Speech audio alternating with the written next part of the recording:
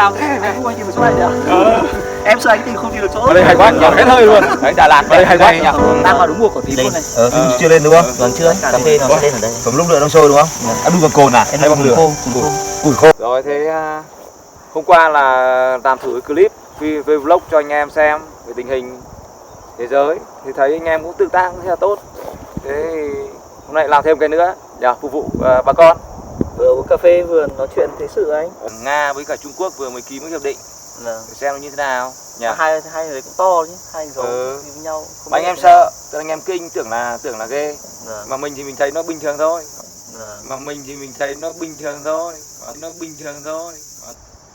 Nhưng mà cũng kinh đấy chứ anh. Vừa rồi hai thằng thỏa thuận với nhau là bây giờ dùng tiền bản tệ của nhau để mà thanh toán thương mại. Anh em bảo là có khi tẩy chay đồng đô đến nơi, thành lập hệ thống thanh toán riêng. Không thì anh em bây giờ thì cứ chuột chạy cùng sào thì cứ làm thế thôi. Thế còn đấy em nhìn thì cái thương mại của hai ông với nhau nó có đáng kể so với thế giới không? Em số liệu của em biết rồi đúng không? Đâu, Nga với Tàu thì là thương mại với nhau là được song phương được 100 tỷ đô đấy. Hơn 100 tỷ gì? Hơn 100 tỷ đô. Mỗi thằng thì xuất sang nhau khoảng 50 tỷ, cũng cân bằng. Thế hai ông to tướng như thế mà tổng thương mại thế bằng ông Việt Nam với ông Trung Quốc. Đúng không? Trung Quốc với Việt Nam thì cũng thế gì nữa. Trung Quốc xuất sang Việt Nam còn nhiều hơn chứ.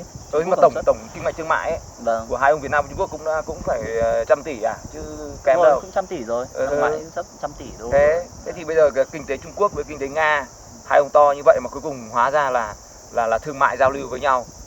Cũng chỉ như ông Việt Nam với ông Trung Quốc. Tức là cái tính thực chất của nó thực ra em thấy là nó cũng bằng Việt Nam. Mà trong khi đấy cái xuất khẩu của Trung Quốc sang Việt Nam là còn nhiều hơn xuất khẩu của Trung Quốc sang Nga. Nhỉnh hơn một chút đấy, nhỉnh hơn 10 mấy tỷ. Còn to hơn. Thế thì chứng tỏ là Nga là một thị trường nhỏ của Trung Quốc, nhỏ hơn cả thị trường Việt Nam. Nhỏ hơn thị trường Việt Nam.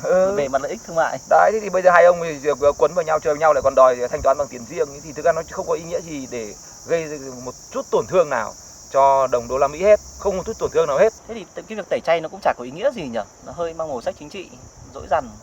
Và các bạn hai thằng lớn thế mà thương mại với nhau có tên nó hẻn. Thế thôi, thì hai ông như thế thôi. Mà anh em cứ sợ là thành lập liên minh tiền tệ đến nơi rồi. Liên minh tiền tệ thì không dễ. Bởi vì thực ra anh nhìn vào mấy thằng ở Đông Bắc Á như thằng Nhật, thằng Hàn Quốc, kể cả Trung Quốc ngày xưa, ở Đông Nam Á này kinh tế lớn như vậy cứ hô hào là lập một cái liên minh tiền tệ ở Đông Bắc Á thì nó đều là vô nghĩa hết, không có giá trị gì cả. Chưa kể ông EU cũng như vậy thôi. Cho nên cái việc mà liên minh tiền tệ là không có giá trị. Thế nhưng mà ở đây muốn nói là ví dụ bây giờ là ngay cả cái việc mà các ông ấy định giao thương với nhau ấy bằng cái đồng tiền của các ông ấy là rất thiệt. Đấy là cái mà để hai ông đấy là tự giết nhau. Tại vì tiền nó biến động, bởi vì như này với cái tiền của ông ấy biến động như thế, hai ông nó sẽ biến động. Về trong tương lai ấy, thì đồng rúp ấy có khả năng sẽ tăng lên, sẽ tăng dần lên. Đấy, bởi vì bây giờ nó đang bị trừng phạt, Nga đang bị trừng phạt thì nó rất là yếu, mà sau này nó sẽ biến động, nó sẽ khuynh hướng đi lên. Còn đồng của Trung Quốc ấy thì nếu mà cứ kiểu như này có thể khuynh hướng nó giảm giá, mất giá. Thế thì bây giờ hai ông đi theo đấy đang nói theo cái chiều hướng như vậy thì tự nhiên là ràng buộc với nhau vào cái việc mua bán này là chết. Đấy, thế thì nói chung là nguyên tắc ấy là không ai mà lại đi cứ tự ràng buộc vào những cái đồng tiền nó biến động mà nó bất thường như vậy. Nhưng mà như thế thì hai ông này là đang diễn cho thế giới xem mà. Em thấy là ngoài cái tiền tệ ra thì cũng ký cái về công nghệ cũng khiếp phết. Nga bây giờ là ngoài cái dự án đường sắt dẫn dầu về khí từ 2015 mà cũng chưa biết thực hiện được đến đâu. Quả này thì cũng ký xây cho Trung Quốc 3 cái nhà máy điện nguyên tử phía Bắc còn gì anh. Ở đấy thì xây nhà máy điện nguyên tử này kia thì nó có cái dở là tức là bây giờ hai ông này cứ chơi với nhau như vậy, những cái công nghệ mới nhất thì các ông không tiếp cận, các ông sử dụng công nghệ của Nga chẳng hạn thì cũng không đảm bảo đấy là cái mà nó là cái công nghệ của tương lai. Mà thằng Trung Quốc mà như thế là nó sẽ bị kẹt vào cái công nghệ đấy. Thì hai người có vẻ cũng rổ giá cặp lại nhỉ, ông Trung Quốc với ông Nga.